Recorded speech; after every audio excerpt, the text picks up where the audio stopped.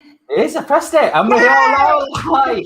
Good morning, Debbie. We got there in the end. Yes, we can press buttons, we can go live, we're functioning, it's Friday. Hello. Hello. What we can't do, though, is touch that camera, because if we touch that camera again, everything all goes, so...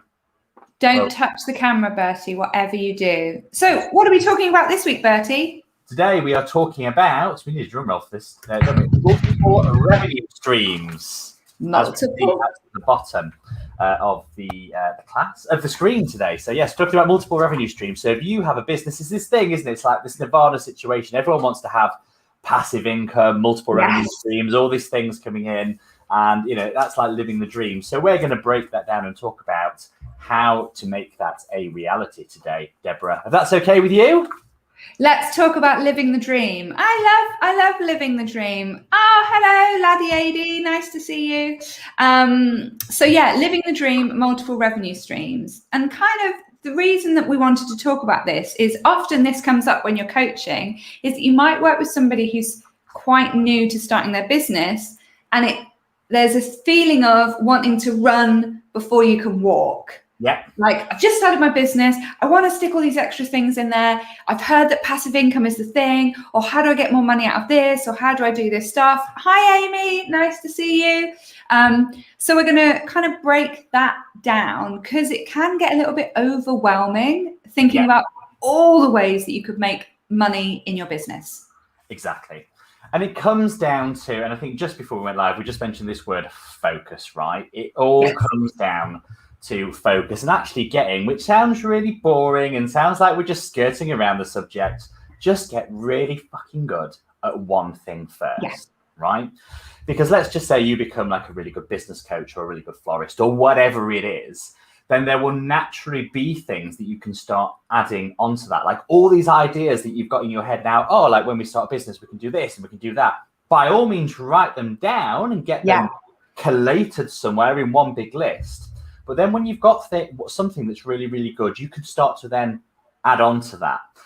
And that's the trick with having Doncaster's coming out a bit there, with having multiple revenue streams, is to get good at one thing and then start adding on, rather than thinking, right, I'm going to launch 20 things at once. You actually have no control over that. You don't understand what's working and what's not. And then actually it can become really overwhelming. You're like, oh, nothing's working, forget it, I'm rubbish.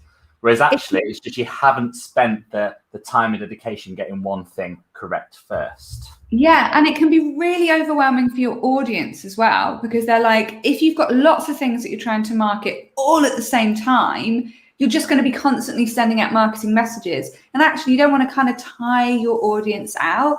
So get people to know that what do you want to be known for, that one thing you want to be known for. And then as that's grown and you've built up a reputation, think about adding those extra things in.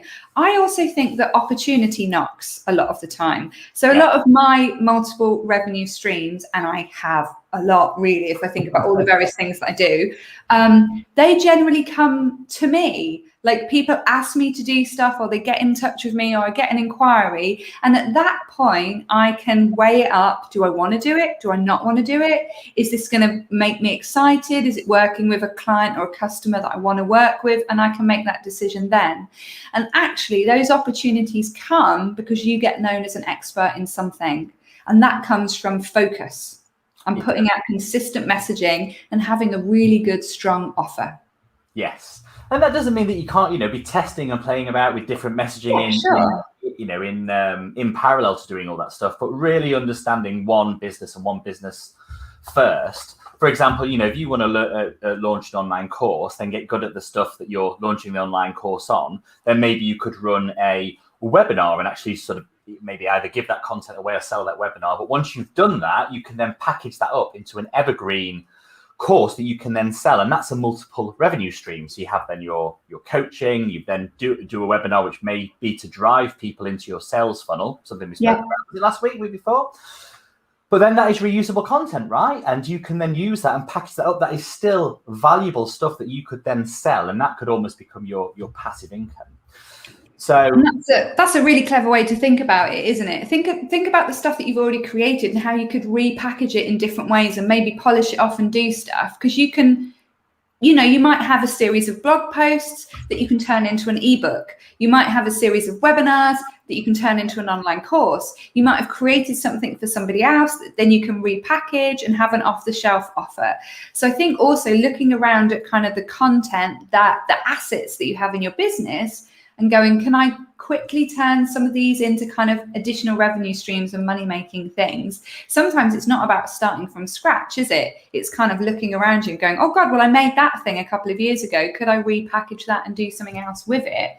And that's how you can make good money, because then you've already made it. You're just reusing it and repurposing it in another way.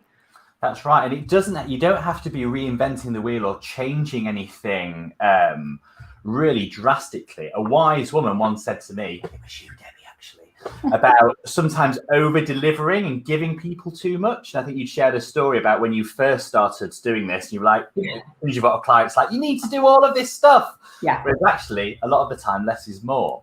So, for example, recently I ran a How to Get to Inbox Zero workshop, which is like a practice that I've run myself for like the last 10 years or something.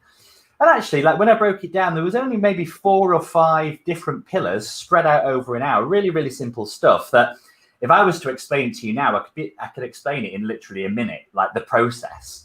But I had to get people to take action and do that. I had to spread that out over an hour. So the point about that is a lot of the stuff that maybe that and you take for granted could be sellable content. So that was the example where I gave that away as a free webinar to people that were on my email list. But now I've repackaged that content. That's available to people that are in my weekly coaching club. And then that's a course that I can sell independently, all from one simple thing, which is actually just like, it was basically 4 or 5 pillars. Really valuable content, because it's not the stuff that it's not those simple things. It's actually the results that people get from that. So now the people that are sending me pictures of their empty inboxes, they've got results from those very, very simple pillars, and it's made a big difference. So there's a lot of stuff that often that you take for granted. So with multiple revenue streams, you can really strip those things down and think, what is going to make a difference in people's lives, right? How can I make a difference, and how can I package that up and sell it? And if you are adding value, there's a fair exchange. You're giving value, people are going to give you some cash in return. There's nothing wrong with that. And who doesn't want an inbox zero? Oh my God, you need to run that course again so I can come on it, because I'm constantly battling. I'm like in Vietnam with my inbox, like, just like running at it and screaming. So do the course again, and we could promote it on here and tell people about it. An ample opportunity to come, Debbie, and you chose not to. So I was busy. You can buy the course now. I was doing the work. I think the other thing about the multiple revenue streams is looking at like access to you. So you can have a revenue stream that's kind of high access to you, and that might be one-to-one, or you delivering training. Then you might have a revenue stream that is access to you, but in a group setting. And then you might have a revenue stream that's access to you, but you're not there, and they're buying an off-the-shelf product. And I've got a few of those on my website, and it's really great when money just pings into your account on a Sunday afternoon and you're not particularly doing anything, and you're like, great, somebody's bought that off-the-shelf course. So think about that access to you and how you can kind of almost create a different product at those different points. Because having a passive income, it's kind of a misnomer, because you still have to work for it. You still have to promote the product. But essentially, once you've made it, you can sell it again and again and again and again. And that means that your business is a lot more stable. So just thinking about that multiple revenue streams in how do people have access to me, and how can I share the knowledge that I've got in a number of different ways? Yes, exactly.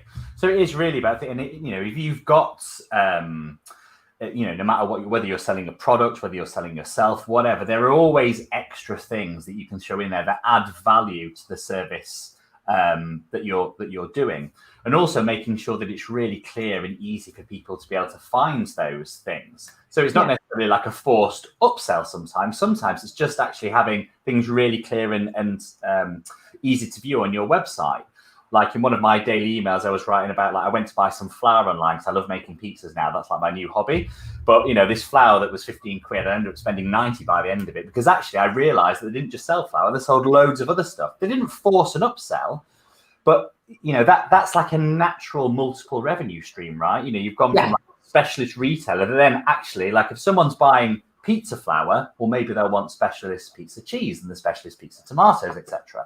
So these are natural upsells that you can start thinking about. So if you've got something that you're doing, I don't know, maybe you run a marketing agency, right? Actually, you might be working with people that don't only need marketing. They might need access to a business coach, or they may access to a videographer. You can bring in these extra services and do some sort of deal. There's lots and lots of things that you can add value to, but that only works once that your core offering is there first. If you start to do that without a really strong core, then everything just crumbles. So make sure you've got a really strong core offering before offering multiple revenue streams.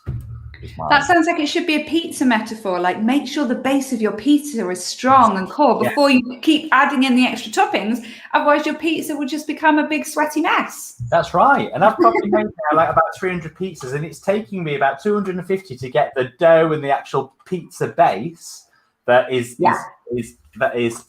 I would class as sellable. Not that I'm trying to do it to sell, but that actually look like Instagrammable, right? Is this another revenue stream? Bertie's Another pizzas. revenue stream. It could be another revenue stream. You might see me down at the local pub, just selling them on a hot sunny day. I just wanted to, because I know we're getting to the end of time, I just wanted to say something extra that's come up a few times with some clients of mine, in that they've been asked if they can do a service, and they feel that they're almost on the tipping point of, yes, I feel confident enough to do it, but they're like, should I say yes? I'm like, would it bring you joy? Is that where you want to take your business in the future? Just say yes and Google it, or go on YouTube and learn the skill that they're asking you to do. So many times in business, we can say no to opportunities because we don't feel that we're quite ready, but that opportunity is presenting itself now in this moment. And if that is something you want to do in the future, just grab that and learn on the job. Obviously, don't do that with brain surgery, but that piece of advice, I heard it from Richard Branson at the very beginning of starting my business, and he was like, just say yes to stuff and then learn it. And that has been a really good lesson for me in growing my business, in just grab opportunities that I want and then kind of quickly bring my skill set up, rather than saying no because I don't feel able to do it quite at that point. And that can open all sorts of doors. Just being confident to say yes and being like, I'm an intelligent person, I can learn things, I can ask people, I can deliver this. If you're kind of 60% there, just say yes. And that will help you develop your business as well. Don't wait until everything's perfect, because it never is. No, it never will be. And I think the key point there, just to add on what you've said, and I'm just going to reiterate it because it's super important, is if it's the direction I want to go, and if it brings me joy. So that doesn't mean say yes to everything. For example, like people say, oh, like you've built your own website, can you build me a website? It's like, no, I really like it's like, I do it because I have to, but I don't want that. It's not what I want to do as a business. Totally. It doesn't mean you have to say yes to everything, but if someone said, would you give a speech to, I don't know, somewhere in America, I'd be like, fuck, I've never done that. But yeah, absolutely, I'm going to do it. I'll get over that and sort it out. So there is, and these are important multiple revenue streams as well. So there are always opportunities that come along, and make sure that you're grabbing them with both hands, both feet, ears, everything. Get in there. Yeah. But it is okay to say, because I get some people who come to me and they go, oh, your website's written really well. Will you write the copy for my website? It's like, I could do, but no. I don't want to sit here writing copy for other people's website. There's copywriters out there that are really good at that. So just make sure the stuff that you're saying yes to is the things that really give you joy, float your boat. What is it? Take the boat in the direction you want it to go in. Yes, that's right.